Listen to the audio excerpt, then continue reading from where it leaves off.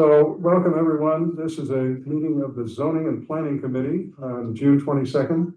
Do you mind closing the door just because that outside? Thank you. And we're joined at the beginning of the meeting by Vice Chair Councilor Wright online, by the Vice President Councilor Kalis online, by Councilor Albright also online, Ward 2, the Planning Director Ms. Wewell. We've just been joined by Ms. Gadetz from Ward 5 in the room, Councilor Gordon from Ward 6 in the room, Lyle Baker, Councilor from Ward 7. And we're also joined in the room by Ms. Coelho and other representatives. I'm going to ask you to introduce yourselves properly for me, just for the record, so that everybody can be heard. Curtis, you want to start off? Yeah, so also joined by Curtis Bucher, the committee clerk for this meeting. And our honored guest. Jill Seppa, Deputy City Clerk. And my understanding is that she is here as an observer status. You're not responsible for anything that his jobs around the meeting. Okay. And Councilor Roach, not a member of the committee, has also joined us. Anybody else we have not recognized? We also have Jane Siniswasa, the Jane, hello. Thank you. official. Thank you. You both want to come to the table because there's room for you. And the only suggestion is I would go on either side so that when you face the camera, you can be better seated.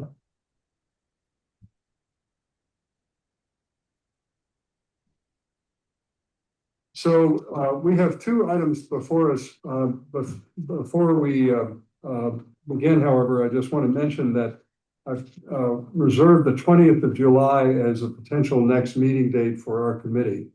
We don't anticipate taking any specific action at that meeting, so that the meeting after the city council meets, I think, is going to be okay. But trying to put together when people can be here, this seemed to be the best option. I'll actually come back from vacation for that night, but I want to make sure that we have a night to take up an item we can't take up tonight, and maybe anything else that's time sensitive.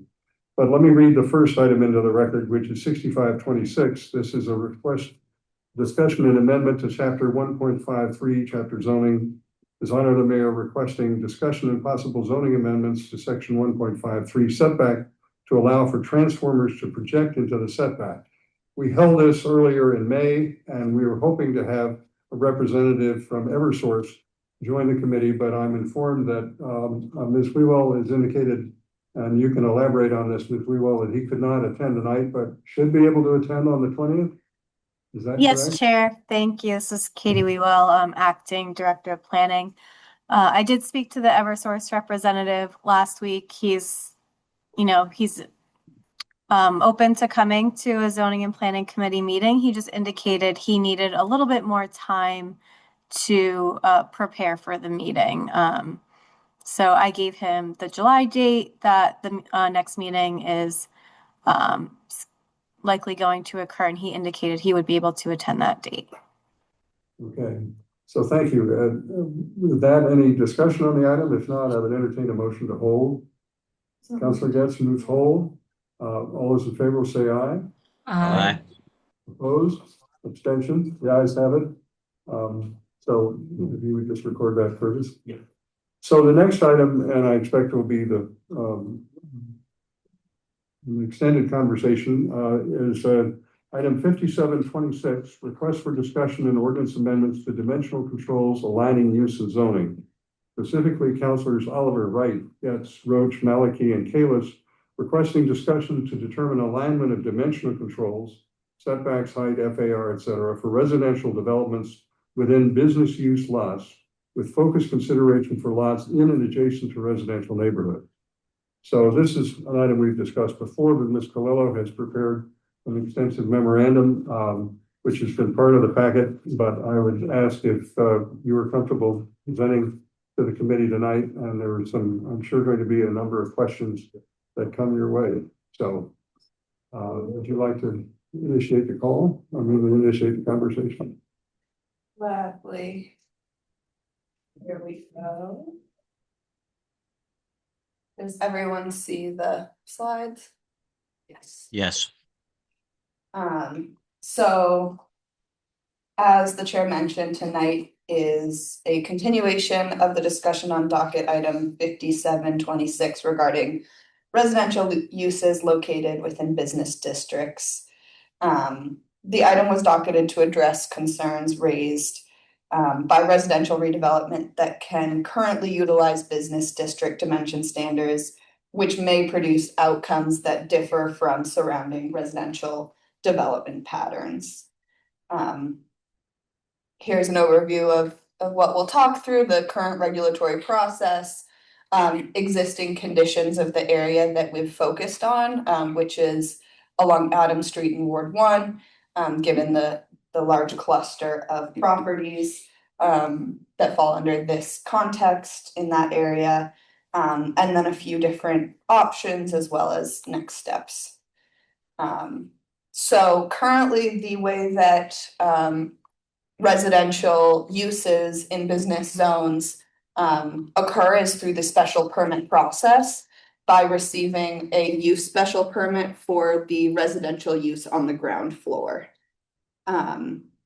Here's a flow chart. I know we reviewed this in February, but it's been a few months since then. So to briefly review, under the current ordinance, a residential property located in a business district would seek a special permit. That special permit can be granted, could be granted with conditions, or could be denied. And in the case that it's granted or granted with conditions, it may be redeveloped with BU controls. You see the special permit granted with conditions is kind of dotted because that depends on the conditions. And so depending on the conditions, it may not be the BU dimensional standards. If it's conditioned to say you have to be smaller based off that specific project. Here you can see the location of residential uses in business zones. And this, I know it's a very small map, and I have it blown up into kind of the north side and the south side if you want to take a look later. But this just really shows that the largest cluster of residential uses in commercial zones is in Nonantum up in Ward 1. And then there's a few kind of dotted parcels outside of that primary cluster. And let me excuse me just a minute. We've been joined by Councilor Block online and Councilor Farrell. And I want to be especially conscious. Councilor Farrell mentioned that it's difficult to hear everyone in the room. So the microphone that we're speaking to is near the screen, correct, Curtis? I think so, yeah. Yeah. So regardless of where you speak, what you say, try and say a little bit of it in that direction. Make sure. Okay. So here you can see the existing zoning along Adams Street and Watertown Street in Nonantum. And that kind of salmon pink is that BU2 zone that extends into the very much predominantly residential streets that are adjacent to or intersect with Adams Street. And just to kind of give more of a visual, I'm sure many of you are very familiar, but I recently went out and just took a walk to kind of give the committee a immediate sense of the area. Here's the sort of commercial corridor. And then here is the area just off of those side streets. You've got Clinton, Murphy Court, and Cottage Court, and I believe that bottom one is Adams Terrace. So that just really shows the kind of different contextual urban pattern on Adams versus off of Adams, despite having the same underlying business zoning. In February, the committee discussed this item, and the three primary topics discussed were neighborhood compatibility, really the root of the issue and why the item was docketed, that there can be massive mismatch between fully residential projects in business zones and their surrounding residential neighbors. There was discussion about the residential side streets versus the commercial corridors. And then obviously, we're all here to find a solution. So what the appropriate zoning tool may be, looking at potential rezoning or citywide text amendment. So here we'll get into a few options. So again, here's the current zoning. You see that strip of salmon colored BU2 along Olive Adams. And then here's a potential rezoning. So the areas in that kind of dark pink could be changed to the residential zone. And the areas that are sort of orangey are could remain commercial. And the way that this boundary was created is residential parcels located more than 1 or 2 lots away from Adams Street and Watertown Street.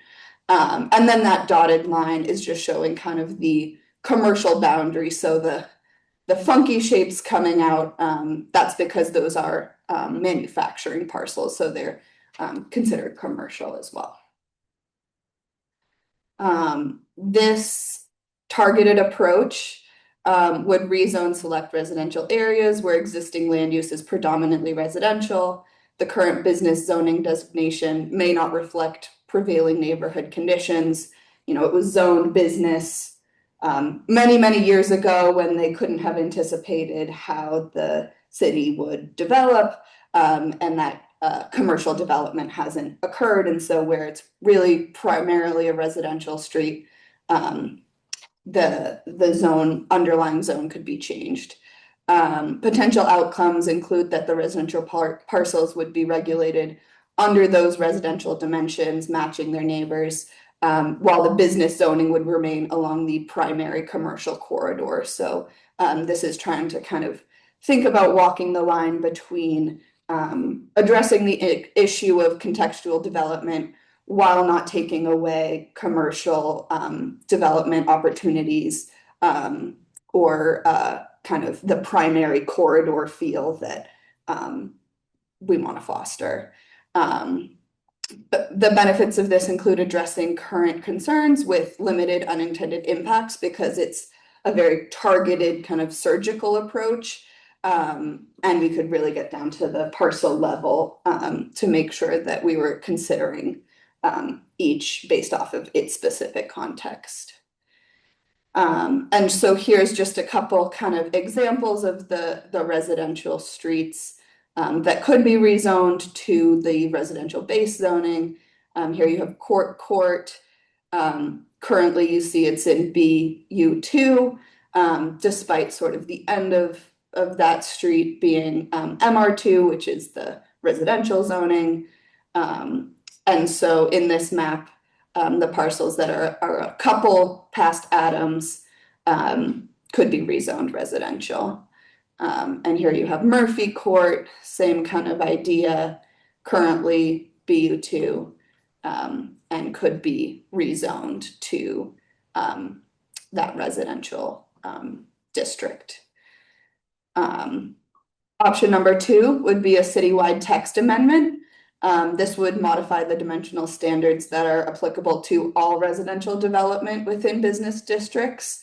It's important to kind of take a step back and look at the current ordinance framework, which is why I'm so glad we have Jane here tonight, because she is the expert I defer to on how this is implemented.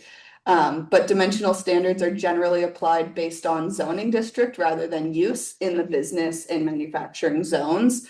And so a text amendment would represent a broader structural change by introducing dimensional standards that vary based on use in our commercial districts. Potential benefits are that this would address any potential concerns citywide. So it would be kind of a one-stop shop for the issue at hand. And it's a uniform approach. But it does, that's a bit of a double-edged sword, where by extending beyond Ward 1, which is where we've been focusing and discussing, we would need to analyze the potential impacts in the other areas. And it would require the same dimensions for residential uses regardless of their context. So whether they're in a commercial village center or a fully residential side street. So Jane and I were talking, we're like, what would a single or a two-family home look like next to Antoine's Bakery on Watertown Street? Or the Village Bank at the intersection of Watertown and Adams. This also could create potential non-conformities affecting commercial use. And if you have questions on that, I will send you over to Jane during the discussion. And this is just how it's currently phrased in the ordinance. So here's the section that talks about the dimensional requirements for each commercial business zone, and it's just all building types are regulated the same way.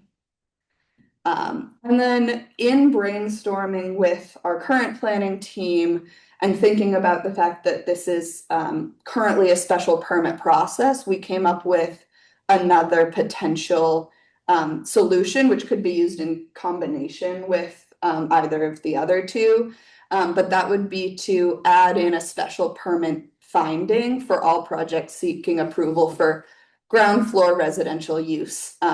So basically saying, giving the land use committee some extra teeth to say, okay, if this doesn't fit in with its neighborhood context, we have to deny the permit, or the project has to be altered to fit with the surrounding context.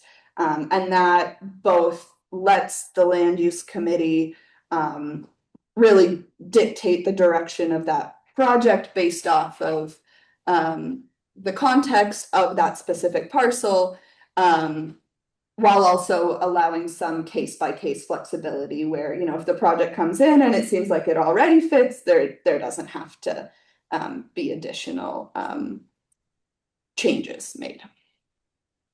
So yeah, this is just pretty much bullets of what I was just saying, but if the required finding could not be made, the project would need to be modified or the special permit would be denied, which would hopefully result in compliance with business districts not being the only kind of means of approval.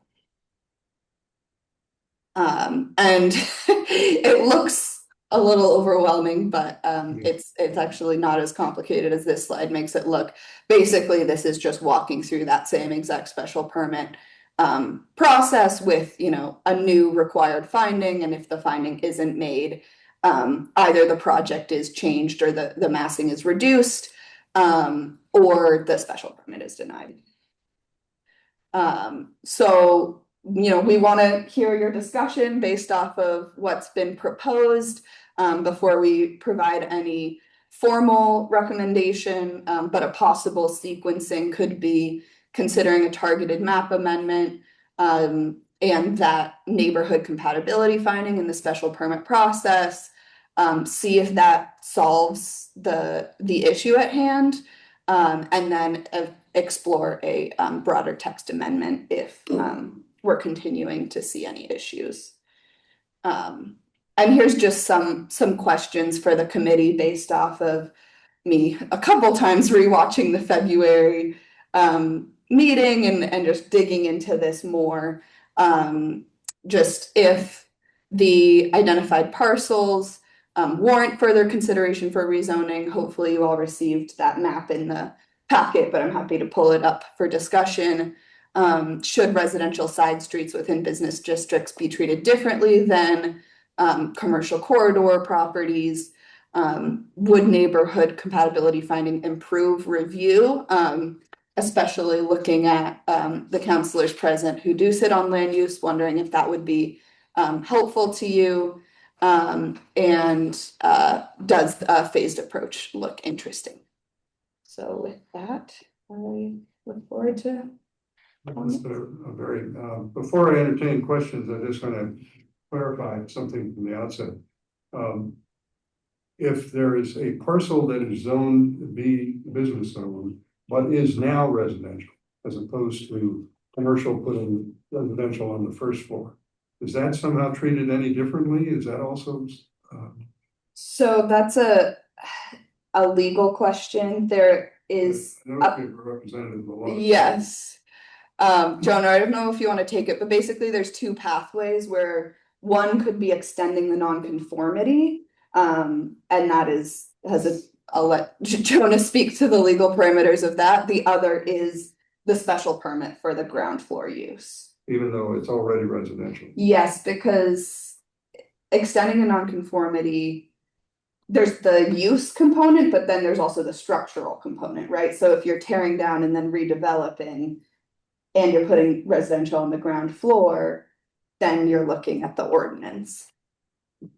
Mr. Temple, we normally do not have the opportunity to hear from you, but I'm glad to see you. You want to add any clarification at the outset about the context here, just a little bit?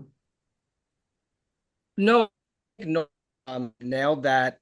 There's always going to be non-conforming protections, and you're always be able to expand those non-conformities in certain ways, but the rules get pretty complicated pretty quickly. So it's hard to talk about them broadly.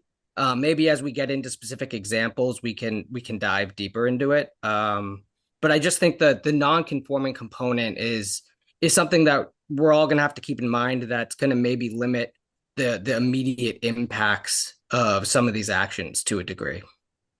So let me just be clear as I understand it. If you have a property that doesn't conform to the current zoning in an area, and you wish to make a change to it that would further increase the nonconformity, the city council through the land use committee has to make a section 6 finding, I think it's referred to, which is that the change is not substantially more detrimental to the neighborhood, right? That's the context in which the extension of a nonconformity normally occurs.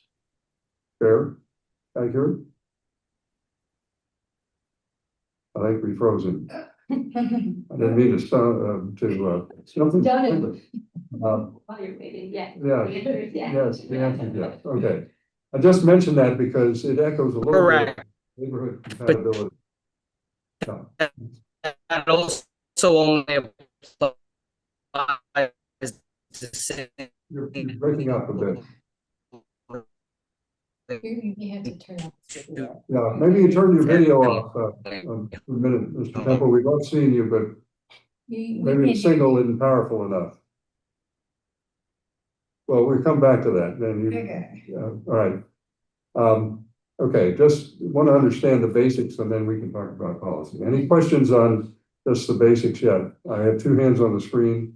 And I have Councilor Getz in the room. So let me start with Councilor Getz and then I'll go to the hands. Well, maybe we should, because I have a question for him. Oh, you have a question for him. All right. You know, So Councilor Kalis, I think your hand was up first and I'll go to Councilor Wright. but is he still visible? Okay, it's really so just hearing the presentation, Ms. Colello, it seemed pretty clear to me. I like a combination of 1 and 3, if you can do that. I don't like the idea of looking at the whole city at once. I think if you go village by village, that's going to be really important. There's so many different situations. So I like 1 and 3, and I like giving the land use committee more teeth. Related to what Councilor Baker asked. So I just want to understand. So if there is a residence or a business that is currently non-conforming and they go back for something, any type of change, if this is implemented, would they have to go back to, would they go to land use or how would that work? They're currently non-conforming. I would say that's more of a Jonah question because Jane, please. If the use or the building is non-conforming, it would need a special permit to extend or alter that non-conformity. You can be both. You can be non-conforming due to the, dimensionally non-conforming. You can be non-conforming due to the use. So if you have an existing single-family dwelling that is 36 feet tall and 2.5 stories, you have a non-conforming use and a non-conforming building. Any extensions to those that increase those non-conformities, so a 2.5-story addition to the rear would require a special permit that would need relief for both dimension and use. Would any change that they're making require a special permit? They could make internal changes, you could alter the bathroom, or you could change your windows Or anything that doesn't further the nonconformity. So let's say that you're non-conforming because you're in the setback. If you're somehow renovating the house and getting less in the setback, Yeah. you wouldn't need a special permit for that. If I you're see. going farther in the setback, you would. But if you were altering, say you made an addition, even if it wasn't dimensionally non-conforming, because your use is non-conforming, because you're a first floor residential use, it would need a special permit to extend the non-conforming use, because you're making it even more of a single family dwelling, I guess. You're Okay. adding square footage onto a Yeah. use that's not allowed. Yep, that makes sense. Okay, thank you. But the finding there is a special finding. It's not substantially more detrimental to the neighborhood, as opposed to the conventional special permit findings, which are the usual, is the use appropriate to the site, access, safe, those kinds of things. Or I mean, they would be looking at them all. they look at them all? Okay, I just need to be clear. But No, that's- I'm sorry, Chair. Can I jump in? And I apologize for having some technical difficulties earlier. I did switch laptops, so it shouldn't be an issue. I do want to clarify for that section 6 finding that you mentioned, that really is the only criteria. It is by special permit, but we generally do not add all of the traditional special permit criteria on top of the section 6 criteria, and we're really not allowed to. Okay, I'm sorry. Thank you for the clarification. This is tricky, so thank you. All right, so the basic model here is that we are hearing that projects that wish to come through the process already have a special permit. If they're non-conforming, they can ask for that special permit based on a section 6 finding. If they're conforming, in other words, they go through the regular special permit process without any additional criteria, is that correct? Just want to be clear. Without any additional criteria? No, Mr. Temple indicated that if the project is non-conforming, either the use or the dimensions, and you wish to go through the process of doing something to make a bigger residential building. So you take the building you have, you're going to tear it down and make a bigger one that has dimensions that are larger. You would need a special permit, but you would have to demonstrate, as I hear it under current rules, that it's not substantially more detrimental to the neighborhood than the current use, right? Is that correct? Yes, I think, Jonah, there is some nuance there, right? Where it depends on what the nonconformity is. So you would need to dig into what exact the structural nonconformity is and what exactly is the use nonconformity, depending on what they were proposing to change about the property. Yes, although I would say for the most part that the chair's comment is correct. If we're talking about single and two families, if you go beyond that in terms of uses, then it gets a little more complicated. So, all right, so the question is, you've got a project that is in a commercial zone, can take advantage of commercial setbacks. All it needs is a decision when they come, because the gatekeeping function is that there's residential on the first floor. That triggers the special permit, right? And then the question is, if it's a non-conforming project, is it substantially more detrimental to the neighborhood than the existing use? If that finding is made, they can go ahead. So that's what I understand the big ground rules, right? Am I clear? Everybody clear on that? Mr. Temple? Yes, that's correct. Okay. So what we're trying to figure out is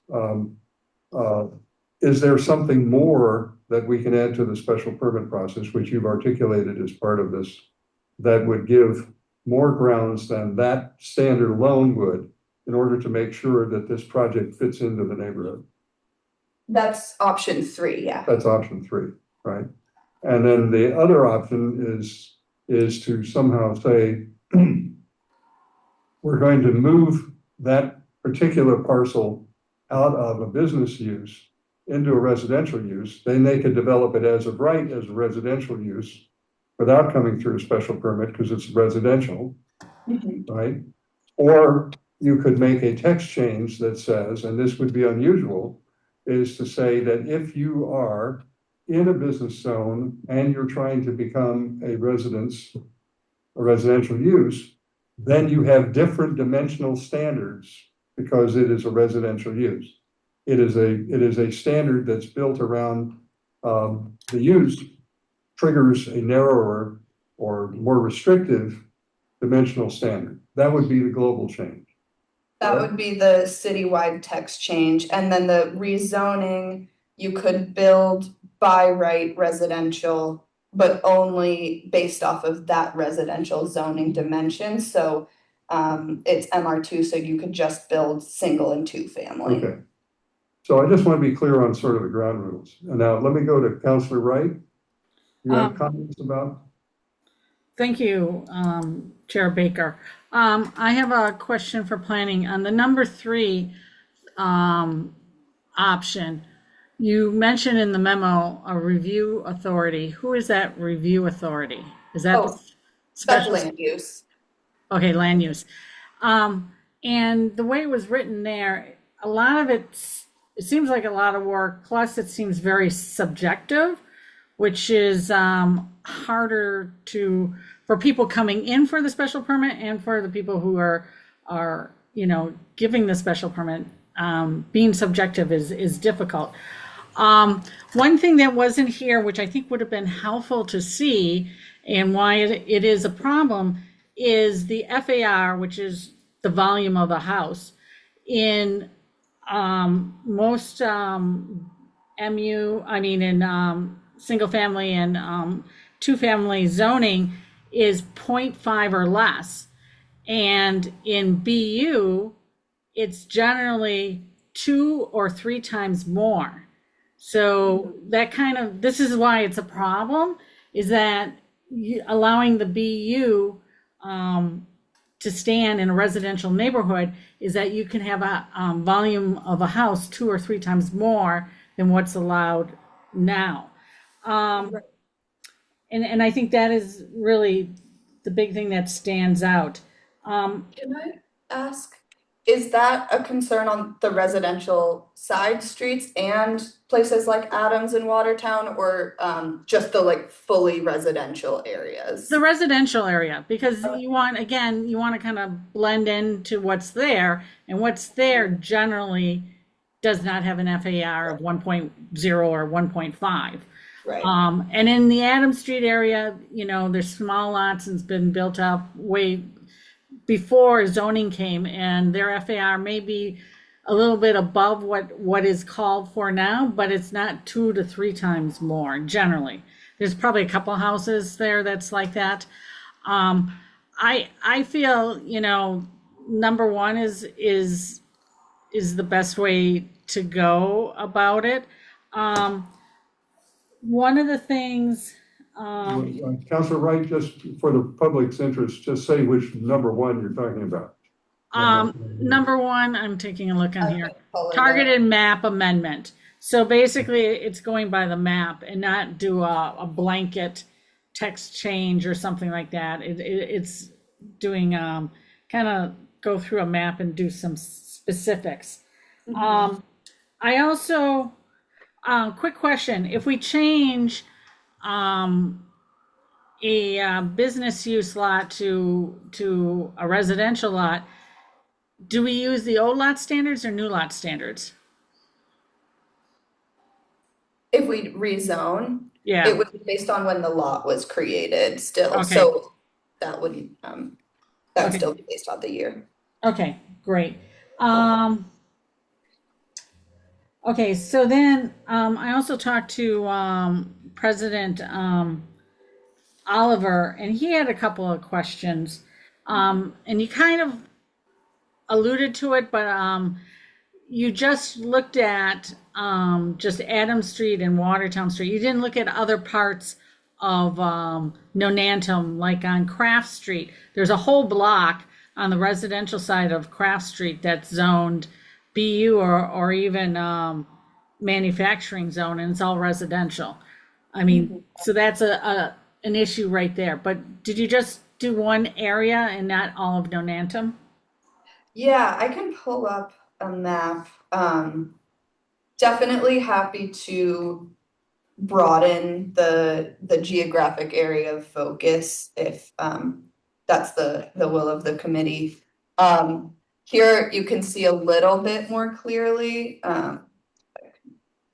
Zoom in. So this is the area we looked at just because you know it is the biggest cluster. If we did pursue a rezoning, I would definitely include this parcel here, those two down, sorry, there's a lag.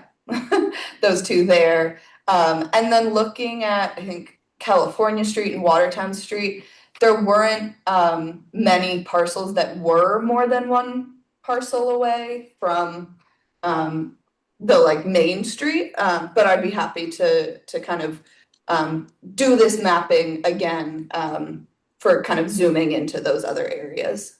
Okay, I mean, the one thing on Craft Street, on the east side of Craft Street, pretty much everything else is zone residential, except for that one block. It's like 6 lots or so that's not, which is kind of strange. And again, maybe in a separate discussion we would have on that. The other thing which Councilor Oliver had a concern about is, you know, we're talking about the residential streets and rezoning those residential instead of business use. But in the core areas of the village centers that are not part of the VCOD, in VCOD, we have priority streets where we don't allow first floor residential. We require retail on the first floor. So he was concerned that, you know, going with a special permit or whatever, that we would grant, you know, all residential building. Let's say the McDonald's, or not the McDonald's, the Dunkin' Donuts on Adams and Watertown Street. If that got someone else bought it and put up a residential building there. Is there some way also as part of this to require first floor business use on some of these streets? And more of the core of the village centers, like Watertown Street, not on Adams Street. Adams is a mix and stuff, but some of the other areas. So that's by right now it is required. That's what the special permit avenue is, to kind of get out of that requirement. We could kind of look at what parcels and say, okay, does this make sense to eliminate an only residential option? I would just want to really be thoughtful about that, given the current, you know, the amount of commercial that the area can support. And I think there's certain instances where a mix of uses, right? We talk about mixed use a lot in terms of in the same building, but a mix of uses along a corridor can also be helpful. So I think the short answer is yes, but with more discussion and analysis. Well, again, we already did it to the major village centers like West Newton and Newtonville and Newton Center. And it's not saying, you know, it's the main corridor or of the other village centers, so that they would keep the commercial on the first floor. Yeah, I'll just note that those do still have the underlying zoning. So often those are BU, which means they have the special permit option that the other properties have. It's just whether they opt into VCOD. So they could right now do the same thing that any of the parcels on Adams Street can do. Okay. Okay, that's it for right now. Thank you. Okay, other questions? Councilor Cash. Yeah, specifically, thank you, Chair. I actually was, and this question is for, Mr. Temple. When we require a finding, at the land use committee, and I'm a little concerned about, this requirement of this additional finding being waived. Is there any sort of ability to sort of say that this finding cannot be waived? Are you talking about in terms of this proposed new Yeah. special permit criteria? Yeah. Bless you. Well, I think it would only be triggered if you're seeking a special permit, not if you're simply seeking an extension of a non-conforming use or structure. That would be solely a section 6 finding. No, I think, let me try another way. What I'm trying to say is the project is already going through the special permit process. And this requirement, in terms of the finding being, required, it sort of seems as if, like with any finding, please educate me. Can they not, in being in this discretionary role, can they potentially say, we don't need to do this? So wouldn't- I think I could take a stab at it based on my experience in land use, and Jonah, feel free to jump in. Findings can't be waived. They are attached to the zoning relief for which a project is pursuing. So we have specific findings for non-conforming uses, as we heard. We have specific findings for FAR. We have specific findings for single-family attached dwellings when pursuing that relief. And whether the council waives some of the standards associated with those. There's sections of the ordinance that says to obtain this relief, the city council must make this finding. So when preparing planning materials, the land use planners put forth the criteria and the findings the council need to consider when weighing their decision. And then as the process goes on, that results in a council order inclusive of those findings, whether for approval or denial. Does that answer your question? A little bit, but it sort of feels as if you just qualified it then in your statement a little bit. Rephrase that to someone who's less familiar, as someone who's less familiar with land use. When she says include that finding for a approval or denial, it just is saying, in the denial, we'd say, we found that it does not meet this finding, and so that's why we're denying it. So they're just typing it out whether or not the finding was met, and if it's not met, they deny it. Okay, but you're suggesting to me that in ordinance, it would require that in fact this finding needs to be addressed. Yeah, the suggestion was that there is a new finding for this type of relief being sought that kind of gives a higher standard of review for the land use committee to specifically consider the aforementioned, compatibility with the neighborhood when making this finding. I think the FAR finding is not in derogation of the size, scale, and design of it. So it would be a similar finding to that, but you can't waive findings. Or the requirement to put forth this finding. Yeah, just to clarify, if you are creating a new special permit criteria and some use triggers the need for that special permit, then that criteria must be met. There must be a finding for it. It's not discretionary. It can't be waived. Right now, we have 5 special permit criteria. The city council has to make a finding of all 5 of them in order to issue a special permit. If any one isn't there, then a special permit by law cannot be granted. Okay, all right, thank you. The other question that I had was specifically, I actually like all 3. And I say this because I sort of, when you were showing the pictures, I remembered that those pre-existing pre-zoning buildings were actually pretty much maxed out on those lots, that they were beyond what would be allowed today. Mm-hmm. So I sort of feel as if we need to sort of think about the potential, and you're only 1 or 2 parcels from this main corridor. So I like the idea of going citywide, just because and it will require more study, but I also feel as if it's a little bit more solid. Mm-hmm. And I also am very concerned that the test case, proposal, that is all dependent on whether or not a property flips. you know, whether or not it comes to market and it actually is presented as a potential case study. And that may or may not happen, you know, over a period of time. You know, it's dependent on the lot. You know, even if you rezone it, now it needs to come to market and it needs to transact. So you're dealing with a very finite pool of potential lots that will meet this or be in this cycle.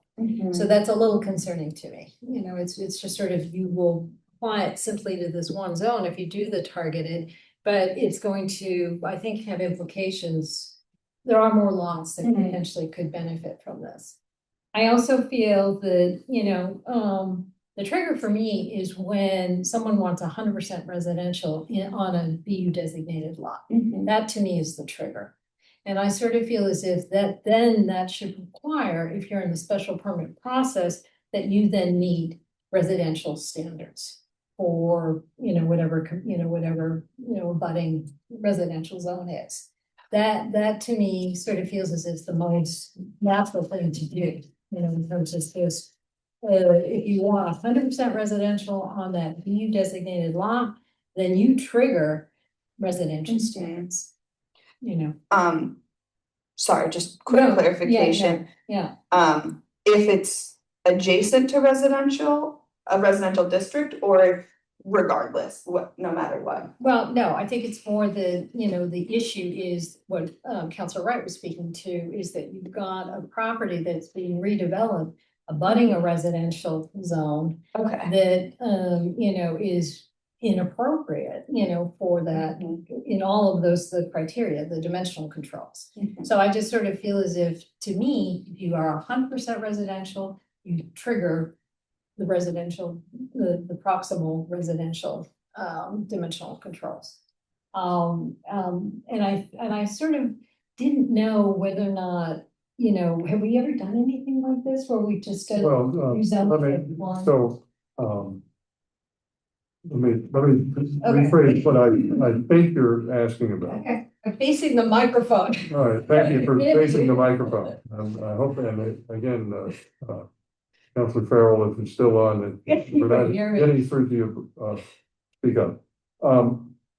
So what I understand again from the basics, that either through Section 6 fund process or through a conventional special permit, someone who wants to put a residential use on the first floor of a business zone has to get a special permit. Right now, the special permit criteria are the limited ones we have for all special permits. What is being asked of the committee is if we wanted to add a criterion that speaks like a Section 6 finding, but more specifically, as Ms. Colello has outlined in her memo, does this fit into the context? Right? And is it not substantially more detrimental, but it's more of an affirmative finding that it fits. And that is a higher standard than a Section 6 finding.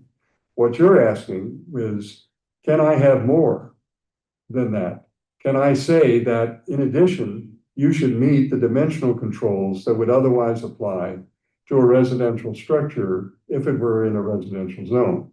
Now, which residential zone we haven't decided yet, but you're asking, can I ask for not just a qualitative, but a quantitative criterion that goes to what you could do if this was a residential zoned parcel? Am I correct in what you're asking? Yeah, no, I'm saying if you're designated BU and you want to build 100% residential, right, then you would then be required to implement the proximal residential standard. Well, that's different from as of right. I mean, right now they go through special permit. So if special permit, well, I think that's a little sort of disconcerting because if you're in the special permit process, I think that all the doors are open, you know. But if in fact you are a BU designated lot and you want to build 100% residential, then you are required to follow through with. Well, but you have to go through the special permit gate now, as I understand it. Right? So the question I'm trying to understand is your suggestion to add to a neighborhood compatibility standard, which is option 3, some version of option 2, which says that not we're going to change the zoning citywide, but when you come through the special permit gate, you must conform to the residential dimensions in addition to the finding that it doesn't impact the adversely. Yeah. But that would be citywide, correct? That would, well, it would be, the option 3 is citywide too, because it Yeah, applies they're anyway, both. right? So that would be citywide as well. You're saying, but I just want to understand your Yeah, suggestion. yeah. Okay. Yeah. But you're coming through it through not by changing the zone for each of these parcels, Mhm. and you're not saying that there's a different dimensional requirement available if you want to do it, but no special permit, which is, could be a citywide change. You're saying you're only doing it when you come through the special permit process. Well, that's what, my concern is mostly that they come through the special permit process and they use the use standards. So I want them to, and I think that what's also happening is that they're, is it like the Clinton, was it more than one residential unit there? I can't Yeah. remember. So it was beyond that too, in terms of multifamily being built on that, in that structure. No, I So- understand. My question for you is then, cause I think Clinton, was part of the reason for docketing this item. Mhm. On Adams Street, should it still only be single and 2 family with the residential? Well, Dimensions. this is where I was triggered by seeing the images, because I think they're above what would be, I mean, they could build to existing.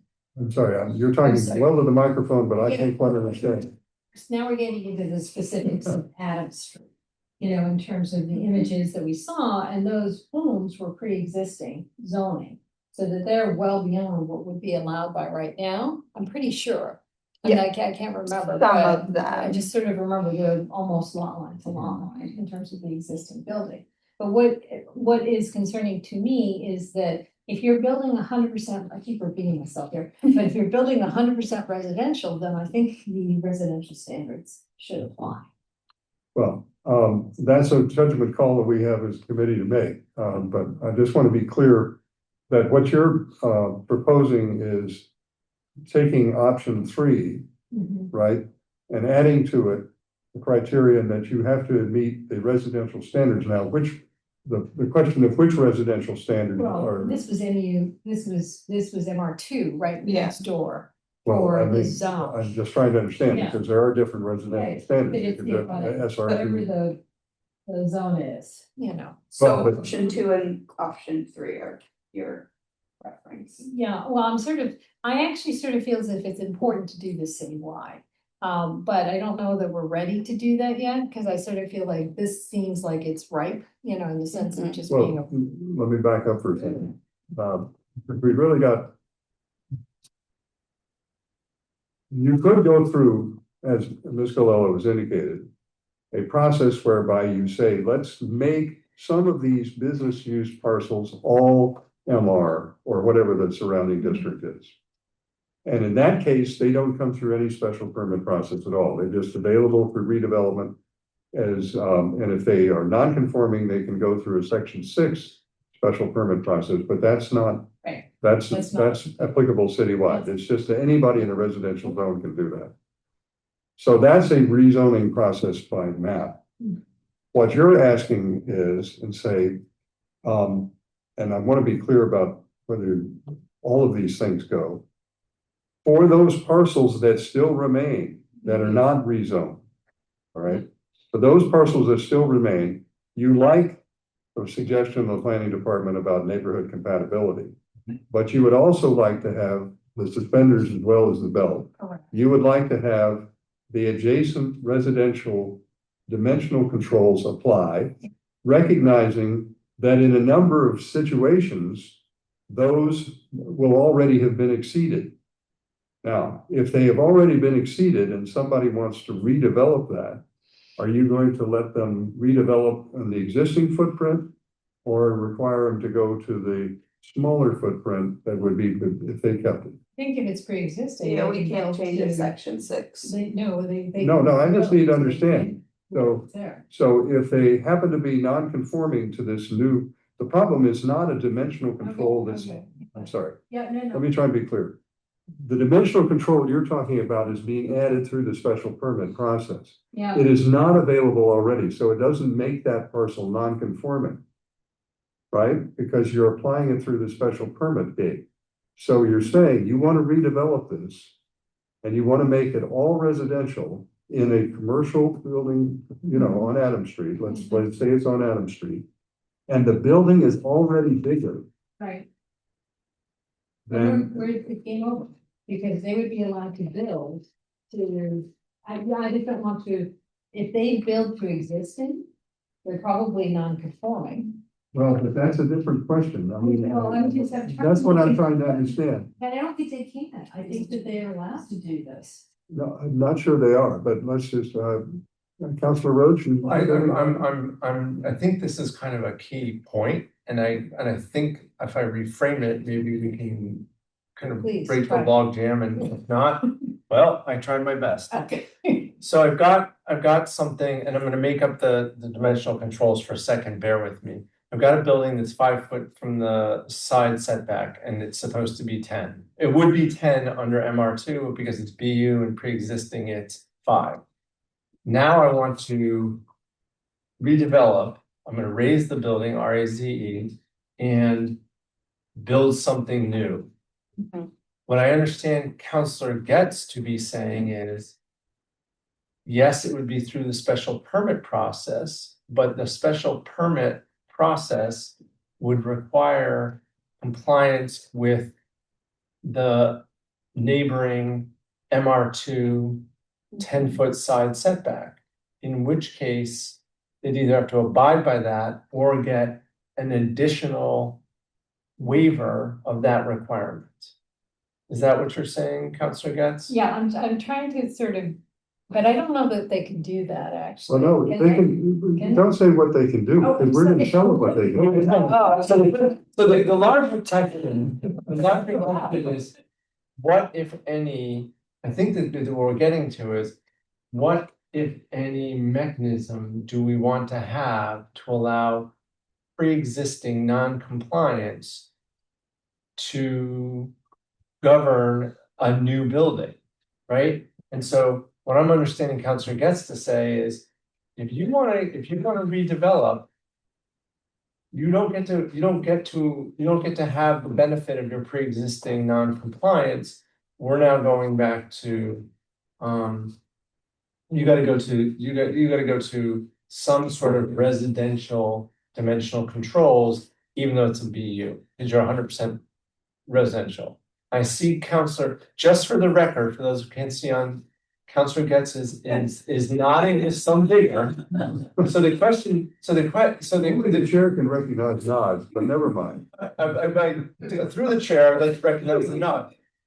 So, but it gets to a very important question, which is, to what extent should the landowner, and then through the landowner to the developer, benefit from pre-existing non-compliance with either, well, not with the BU standards, because there are no BU standards. And so I think what Councilor Getz you're trying to get to is, if you're going to redevelop and we're not going to rezone, we've got to put in some sort of dimensional controls that recognize that this is not a commercial building, that is a residential building.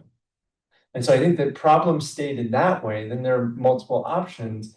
But I think what Councilor Getz is getting at is, if you're going to build 100% residential and you're in a BU zone, BU district, you don't get to build the way you do as a commercial building, because commercial building, we have laxer dimensional controls, because that is appropriate for commercial development, but not for residential.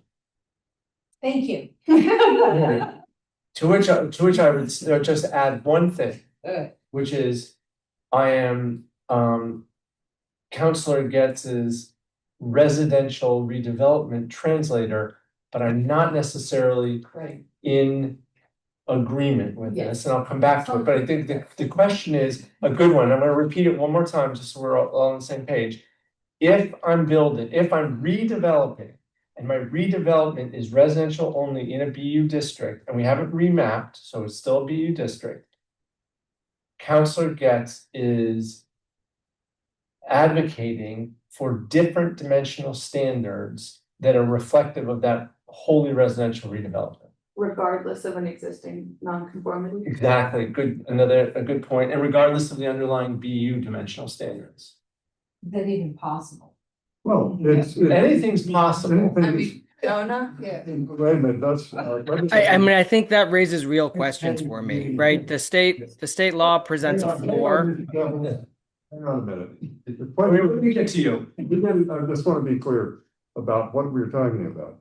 The idea that I'm hearing is that if there is a parcel which is an existing commercial building or even a residential building that's in a BU district that's going to be wholly residential, Councilor Getz would like to have in that context as part of the special permit that is to be granted, because it's going to have residential on the first floor. We already have that gate. She would like to have the dimensional controls that would otherwise apply if it were a residential building in a residential zone. So there's an important thing, Councilor Baker, if I can jump in. You're suggesting a very specific solution to this, but I think we're gonna take a step back to Councilor Getz's. The problem the goal that she would like to have is some sort of residential dimensional standards. I understand, but for purposes of clarity, I'd like to state it as simply as I can. Okay. And then go down to Mr. Temple, since I want to get a comment from the law department about it. As what amounts to a specialized special permit criterion, which says you meet a specific dimensional standard in addition to the neighborhood compatibility standard that is being added by the planning department in option 3. Yeah, as I said before, I think it's very difficult to answer these questions in a vacuum because the devil is going to be in the details. In the example we're talking about, is the existing structure conforming dimensionally? Is it non-conforming dimensionally? When it's being rebuilt, is it increasing any of the non-conformities? Is it adding new non-conformities? We can't take away all of the non-conforming protections. You can't just say anytime you're reconstructing, you now need to meet the new standards. There is some room that in non-conformities can be increased solely through a Section 6 finding. So I think there's a room to do a lot of what you guys are talking about, but there are some guardrails here. So let me try and be specific about the guardrails, then I'm going to come back to Councilor Wright. The idea is that you're talking about a business use zone, and in a business use, there are dimensional controls that apply to a business use, right? And their dimensional controls are relatively modest because it's a business setback, for example. I don't know what they are offhand, but Jane, do you ever recall? In the business districts, for instance, the side setback is either half the building height or equal to the abutting. So in some cases, the business districts will have greater setbacks than would be required for a residential use. So if you have a 24-foot building, which is the max height that would be allowed in a business district by right, then you would be required to have a 12-foot side setback. Whereas if you had to meet the residential setback, it would likely be 7.5 feet, which is typical in the single and MR districts. So you're actually potentially in the height for a residential district is 36 feet by right, whereas in business it's only 24. So in a lot of cases, other than the potential for FAR, the business districts have greater setback requirements depending on certain conditions than would a business district. Okay, let's pause and hear from Councilor Wright. Thank you. I actually disagree with Councilor Getz. So if we do number 1 and we rezone anyway, so you get rid of the BUs in the residential lots, you're going to keep the BU on the business streets, like Adams Street. And at Adams Street, I think that's a place where you could have small apartment buildings, which has a higher FAR. Because if you just come from the FAR, if you use the residential, you won't have that density whatsoever on Adams Street. But Adams is more of a main thoroughway. And I think it could have small apartment buildings. So I think we should keep it in the BU zoning, but take care of the side streets where you don't want those setbacks in FAR of BU and rezone those to residential. Thank you. Okay.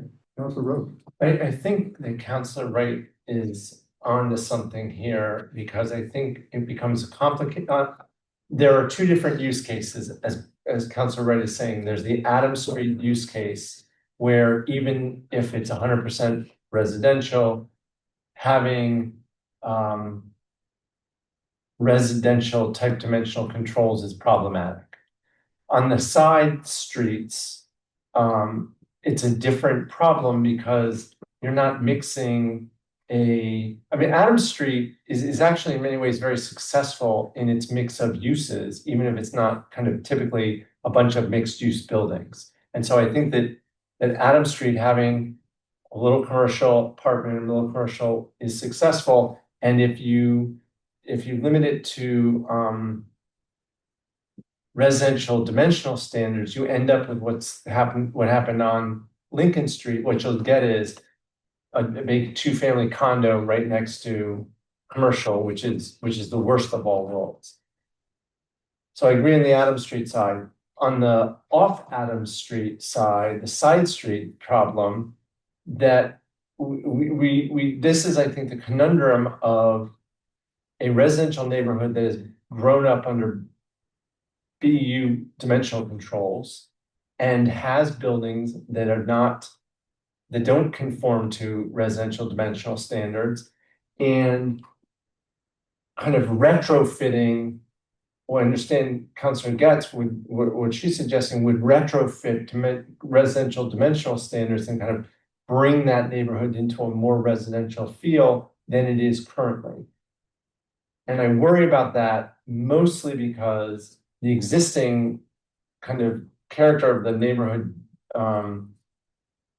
visually is actually different and tighter and less dimensional controls. And two is we're just going to be taking away development potential and therefore property value, because if you say you've got an existing, and this may be addressed by what Mr. Temple was saying, if I have a parcel and my building on the parcel would be non-conforming with the new zoning, then I've lost significant amount of my redevelopment potential, and that's a bit of a taking.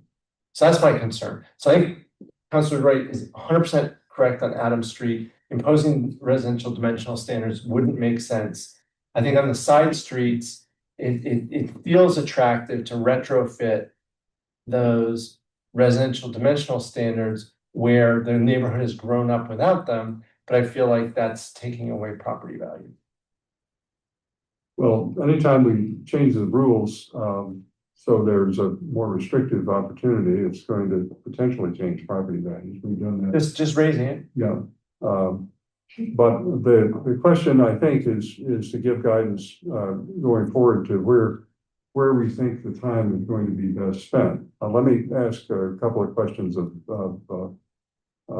both our council and the planners here. So we've heard, at least through Councilor Roach, that if we did a rezoning, so that we made, for example, the side streets, which was one of your rezoning, into an MR zone, that the practical reality is that they may be non-conforming properties in a sense to the MR zone. They may be bigger than the MR zone would allow. I don't know the answer to that, but it's the assumption is that by doing that, we will limit the kind of oversized building that could occur on that site because people are building all the way to the setbacks. But if in fact they're already oversized we're not restricting the development opportunity, we're just creating a non-conforming structure. So that's, I just want to be clear about that. Is that the impact or not? So it very much depends on the parcel. I think a lot of what Counselor Getz and Counselor Roach were mentioning were specifically court. You can see these are very tight parcels with pretty significant nonconformity currently. Currently, they're non-conforming based off use and other dimensional regulations. 500 square foot lots. Yeah, they're just, Small lots. they're tiny lots, so they don't conform no matter what. No matter what, right? I think if we're looking at something like Clinton, you might be able to redevelop a conforming single or two family home in the MR zone. So that gets at the kind of rezoning. We wouldn't be necessarily creating any nonconformities. These are inherently non-conforming parcels because they are residential uses in business zones. So if anything, we would be bringing the use into conformity, and then the dimensions would depend on the lot and the proposed structure and the existing structure. So I guess what I'm hearing is the challenge for me as a process matter going forward is the rezoning we all know takes a significant amount of time and resources. We've got to tell everybody that you're going to change your zone, you're going to go through the map change, you've got to do all of that. And I'm thinking of the problem that we're really trying to solve is that there are buildings that are coming into place that are out of scale with their context, right? Which goes back to your third standard. And what that leads me to, at least on a provisional basis myself, is more sympathy with an option 3 than with the rezoning, because that does give you a citywide response and says, if you are in a BU district and you want to make something that's going to be a first floor residential, we want to make sure it fits into the context. Now, maybe one of the issues is that you look at what would be the otherwise applicable dimensional standards for assessing that. That would be a way of getting at it, not decisive, but would be a way of getting at it. There may be other issues. In your memo, you articulated as several different qualitative standards. This I'm just adding as a quantitative one.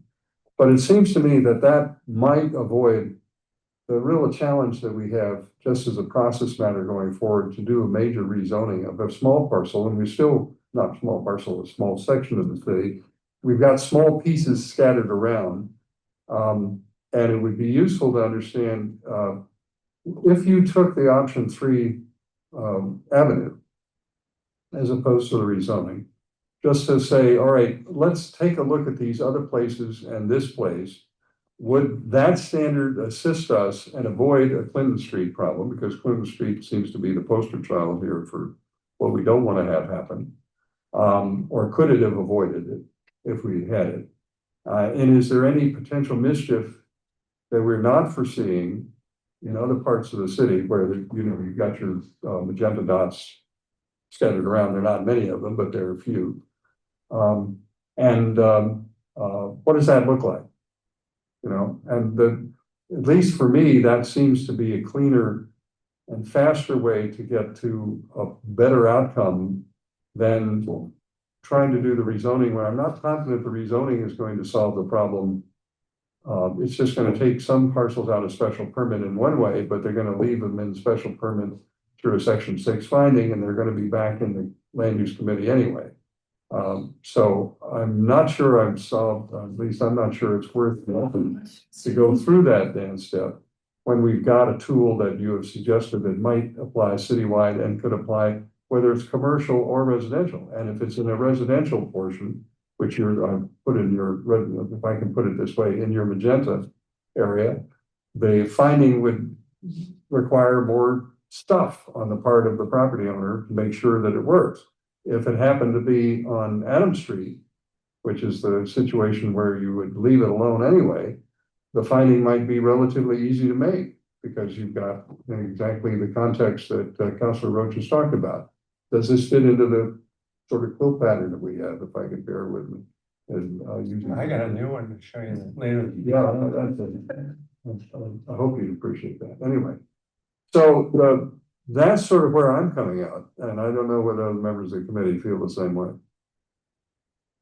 Yeah. The only other thought that I'm having is it possible, you know, if in fact you've delineated the setbacks and then, I'm mostly concerned now about the FAR, you know, in terms of whether or not you can restrict the FAR.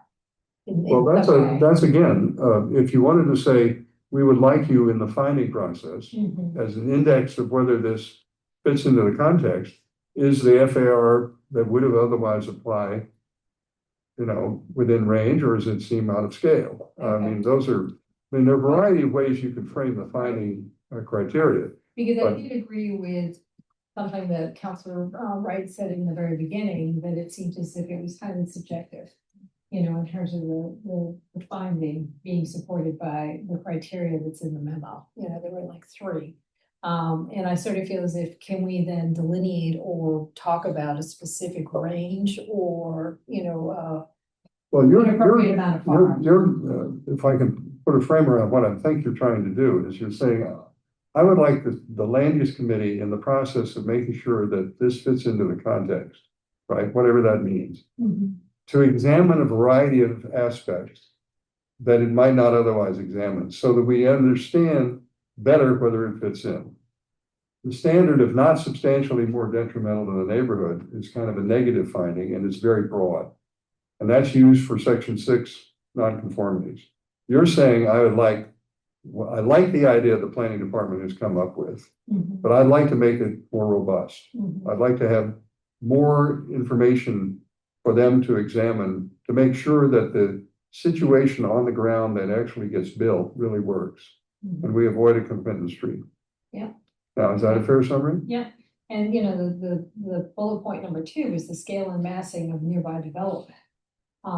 Inclusive of FAR, or, you know. I think you could ask for that. I mean, Okay. I think. Massing typically relates. I think it's. Yeah, but I'm just sort of saying. As adept as our planning department may be in responding to suggestions, I think they need to cook on this a little bit. Okay. But what I'm hearing is that you like a version of option 3 with more specific references that pick up the residential context concern that you've raised, right? Okay, and just be clear about that. Councilor Wright, let me come back to you. Thank you. I just want to understand this a little more. Would this, in this option 3, would this pertain to everything that goes any lot, or that goes to special permit, or is it just the lots that are BU but that are going to go full residential? Or is there a map that's saying these lots should have this additional review? You're talking about that if you're, as I hear it, it's a global chain. It's basically saying if you're in a business, a BU2 zone, right? And you want to have first floor residential, right now, you have to go through a special permit gate. That's nothing new. That's applicable citywide, as I hear it, right? And if that's the gate you have, what I'm hearing is the planning department has said, in order to go through that gate, we want to add some criteria that are going to make it clear that you're fitting into the context. But I'm hearing from at least Councilor Katz, and I'm somewhat sympathetic to this myself, is can you elaborate on what is relevant for discussion in making that judgment? Okay. My worry is whoever makes that decision, because it is subjective, it depends who makes up the city council and who makes up the land use. And that changes over time versus doing outright changing of their zoning. Yeah, they may go still into a special permit, but those controls are, it's harder to give a special permit okay for something that's twice as much to the FAR versus going the opposite way. It's just so subjective. It's certainly subjective in the sense that you've got a bunch of folks voting yes on a particular matter, and they've got to get to agreement on it, at least 13 votes. But what I'm hearing from you is that you would still like to do the rezoning, and then would you be sympathetic to this in the? Oh yeah, I'd be sympathetic, and I am sympathetic to it, but it puts a lot of pressure on people because it's so squishy, and it's hard for someone going in for a special permit. Where is it going to land? Yeah.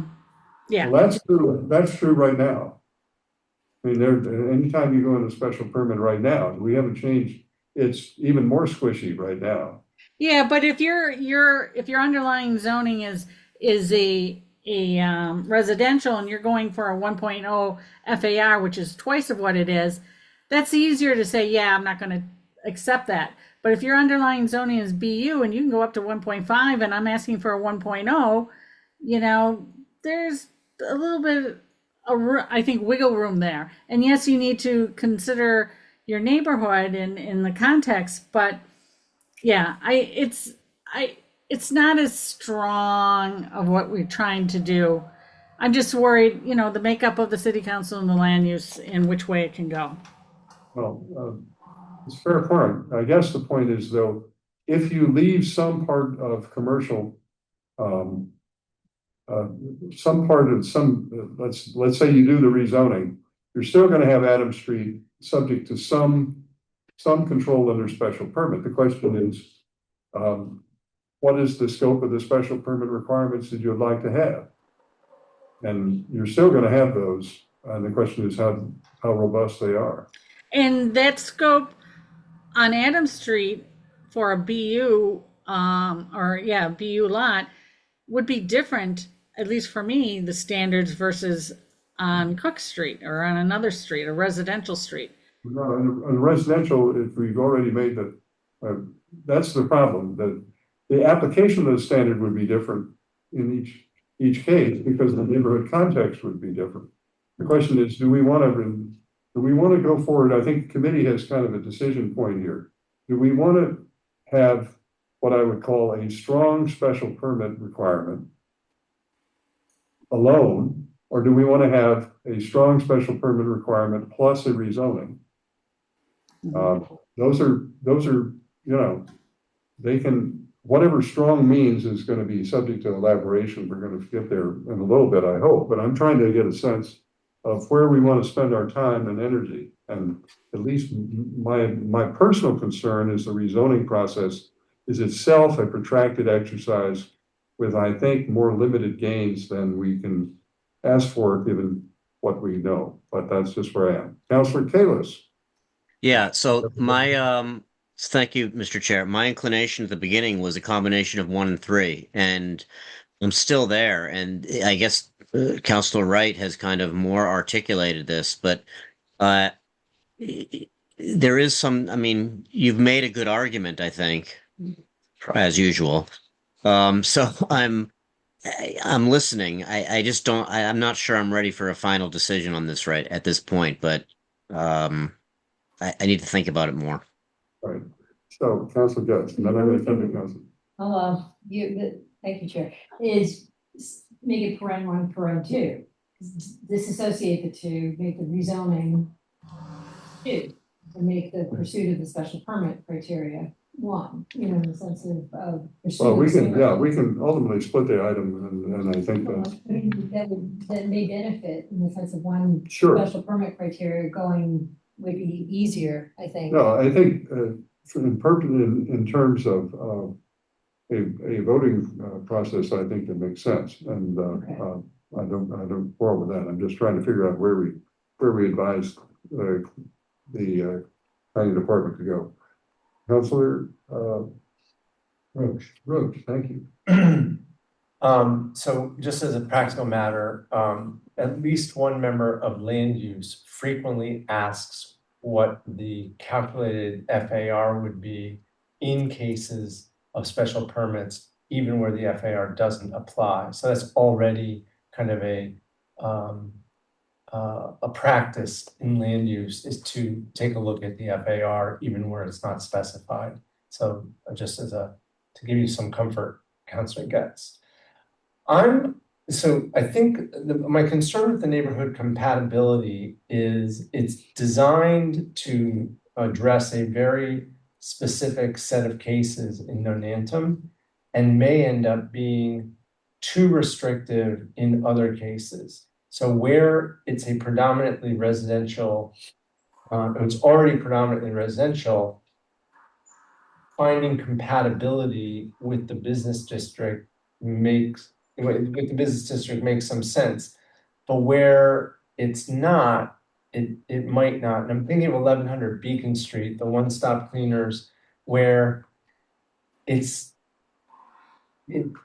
it becomes 100% residential development, which is a different battle for a different time, it's not going to be consistent really with anything but intentionally so, and would be for the benefit, for larger benefits. So if you have to have a finding of compatibility, a positive finding, as opposed to what you've described, Chair Baker, as a negative finding, then I think we're going to have some real challenges, because it wouldn't look like a gas station. It wouldn't look like a one-story commercial building. It wouldn't look like a 5-story residential condos.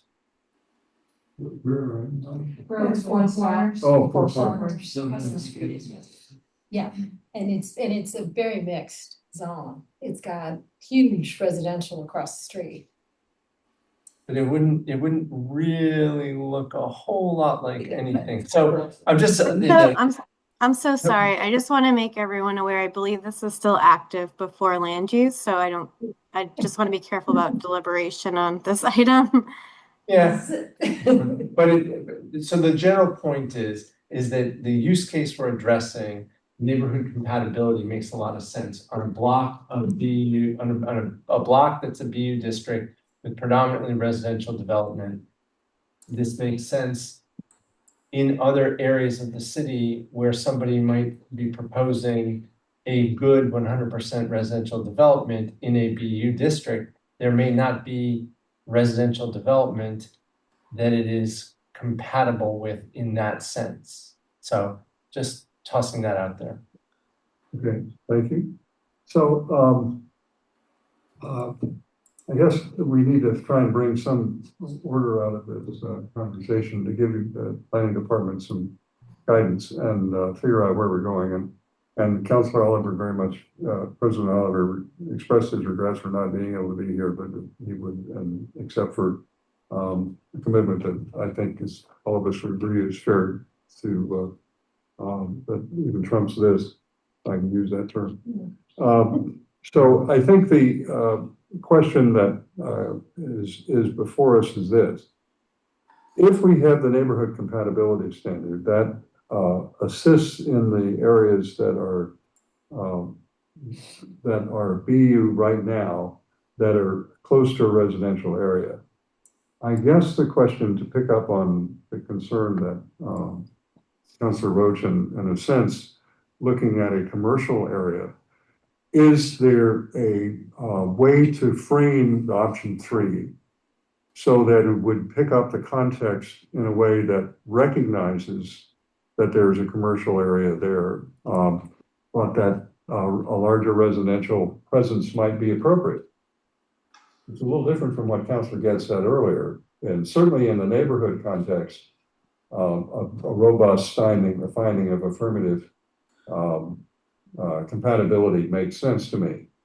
What I'm hearing is are there circumstances where the abutters are commercial, where a fully built out residential use might be fine because it doesn't adversely affect an abutting residential use. It's only affecting an abutting commercial use. And therefore, the compatibility standard might not be the same, but you're at least recognizing the context. And it seems to me that I'm still not persuaded to go the full rezoning route yet, because of the administrative and challenges of figuring out where the lines are drawn, again, all of that, as opposed to trying to make it a context standard that will give us something to look at that could apply both to Adams Street and the side streets, and indeed in other parts of the city. And I know you haven't looked at these other small areas, but we're talking only about a handful of BUs scattered beyond this Ward 1, right? And we still have a few parts of Ward 1 that Councilor Wright indicated we really haven't had a chance to look at, even for the rezoning part. So what I'm wondering is whether the committee is, let me just get a sense of how many people on the committee want to carry forward with some version of a rezoning. And then, because if that doesn't gain enough votes, then I think we're in option 3, and the question is, what does option 3 look like? Doesn't mean that you're precluded from option 3. This is Councilor Kalis's point. He wants some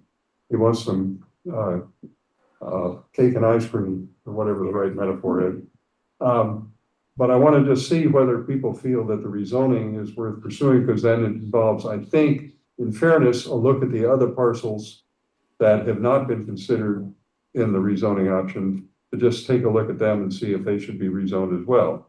But if you think that's more trouble than it's worth, then we just go to an enhanced standard.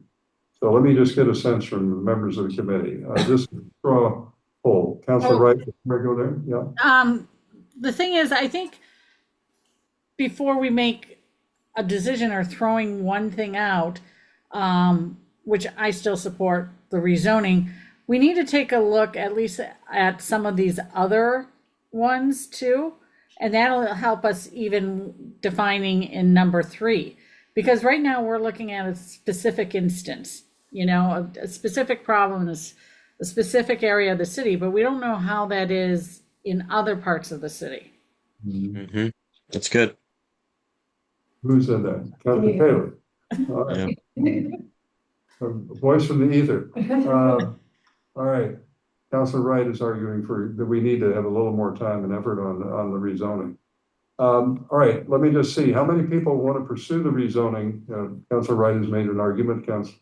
Just hold up your hands. 1, 2, 3, 4, 5. Let's see, 4.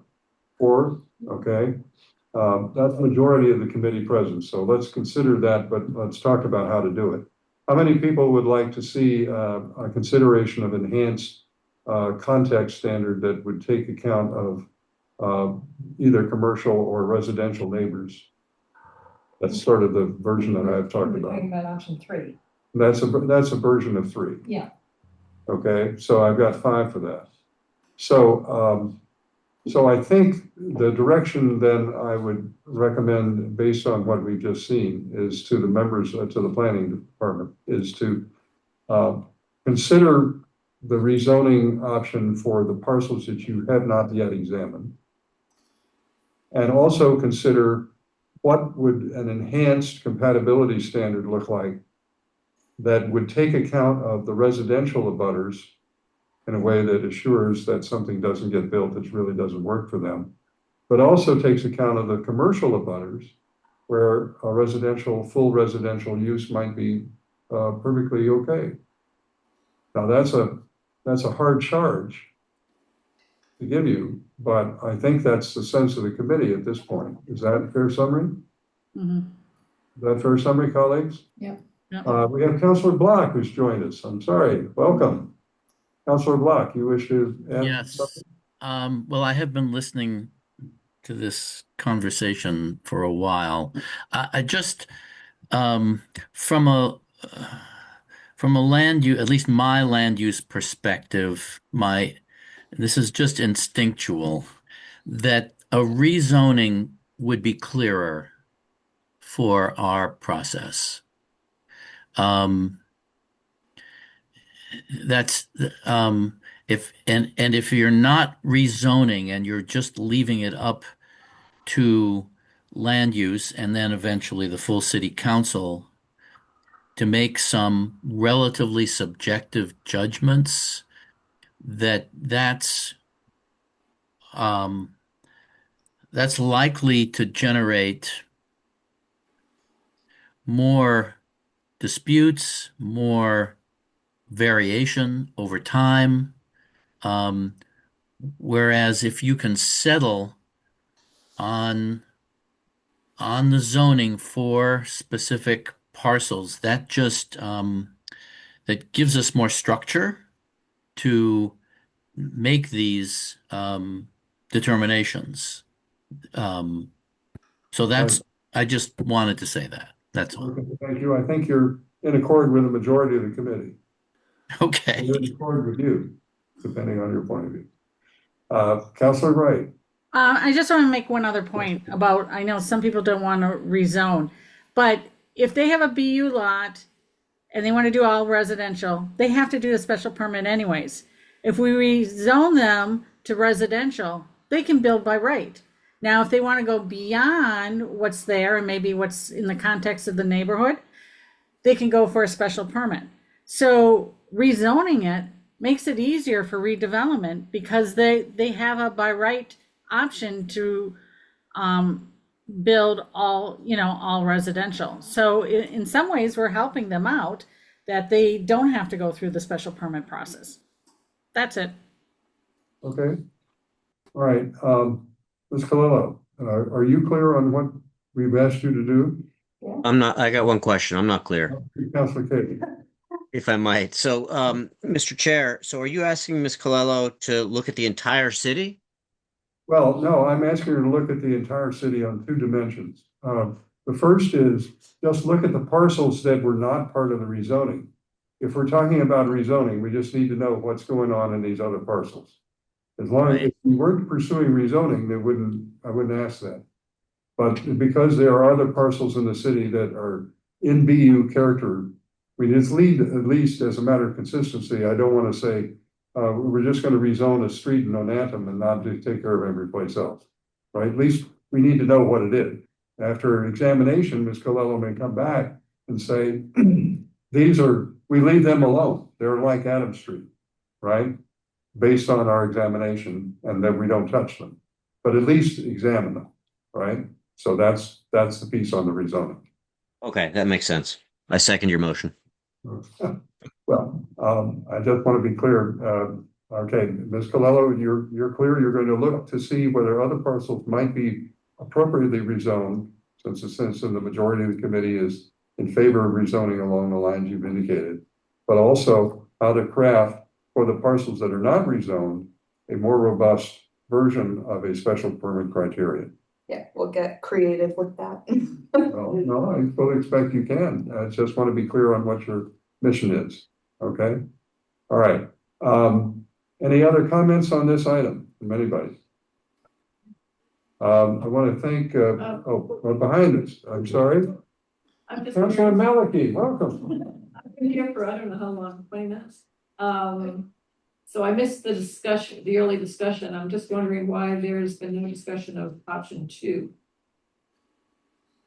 Option 2 is essentially, the concern is we don't know what is happening to other parts of the city. We may have, option 2 doesn't disappear, but because anytime you want to make a change from a commercial use to having a whole residential, right now you've got to go through special permit. So the question is, that is a citywide change. If you add something and don't really rezoning, that's what I was talking about, but I didn't get it. I didn't get any votes except mine for that process. So we're going to go back and look citywide at the other parts. Doesn't mean we might not end up someplace else. Because, I mean, to me, option 2 seems pretty straightforward in applying the same principle that if you're going to have build residential in a business zone, you should use residential standards. That's not where the committee came out. And don't we already have a list of all the parcels that would be Yes, Ms. Colello went through that, but it was a map. We didn't have a list, but she has that information. So is it in list form? I don't know. Yeah, we have an Excel, GIS map of it. I've been working with a PDF just for presentation purposes, but we can go back into the GIS data. Okay, 'cause if and we could pull all get this. the list, we can look at the list. I'd be interested to look at the ones and work through them. As part of the report, I know this is not your department, but someone is going to do a report about this. And I think that, I don't think that Ms. Colella, unless you have that, do you have that handy now? If you don't, then I don't want to ask you for the report. Yeah, it would take a little bit of work, but I'll definitely have it if it's needed in the next meeting. So, Didn't it take a list to make the map? Yeah. Yeah, it's just working backwards. The map was created a few months ago, so we've got it. But yeah, I can work on that. if you find a way to generate that, I think in anticipation of the next meeting, what I would do is try and generate the list as well as the map of those areas you're looking at for possible rezoning, even if you conclude you recommend otherwise, right? And that way, we'll be prepared for it. Now, the question is in terms of timing. We're gonna meet on the 20th. Is this something that you could work with in that period of time and return while it's still relatively fresh? We're not going to public hearing or anything yet, but just to get clarity on this item. Yeah, I definitely can work on this, just depends on other committee priorities, so if this is the. Well, we have the whole question, I just want to speak to committee priorities, just so everyone understands. We're working very hard on trying to figure out responses to the demolition of the houses that are small and replaced by bigger houses. There have been comments about doing it through some redevelopment. We're asking the planning department to look very carefully at what we can do to try and remedy that problem directly, but we haven't got a response yet, and that's going to take some time, and the department's spending time on that. So that has been a priority of the committee and for our process, and I think is still the highest priority. It depends on if it turns out that working on that means this has to be pushed off a bit, then let's push this off, just to be clear. But I think that you've made substantial progress in the memo that you generated, and the conversation tonight, I think, I hope aided that. And I hope we could get to some resolution on this item the next time we come around, and then the president will be here as well. So, okay, any other comments or questions? If not, I would entertain a motion to hold. All those in favor say aye. Aye. Aye. Opposed, abstentions, the ayes have it. Thank you, those who are not members of the committee who joined us. Mr. Temple, thank you for joining us on behalf of the department. Our new vice city clerk or assistant or deputy or sorry, your front title. Oh, You want to reconsider? You don't have to, you know. There you go. Don't give her a choice. Don't give her a choice. Again, thank you very much for coming too. I appreciate that. Okay, I think that's it, folks. We are adjourned, and stay tuned for the 20th, and the next meeting beyond that would be the after the council meeting in August, which would be the 3rd. If we use it. It's the Trying to do homework. The 10th of August is the currently question. Yeah, it'd be the 17th of August. Okay. That would be the next Okay. meeting. And if members of the council and the committee, I just want to mention the process. As Ms. Colella indicated, their time and resources are limited. If you have things you want them to work on, I would ask that they please check with me and the vice chair, because we've tried to allocate the time that we have available from them. They do other things besides work for us, to these high priority items, and try and figure out ways to get them on our agenda and deal with. So just to that, if you would, and certainly the department, if you have a question about whether to spend time, check with me and check with the vice chair, and we'll try and help sort that out so you don't get caught in the middle in a squeeze of competing demands. All righty. Thank you all. Thank you for everyone's attendance, and have a good rest of Independence Day, 250th.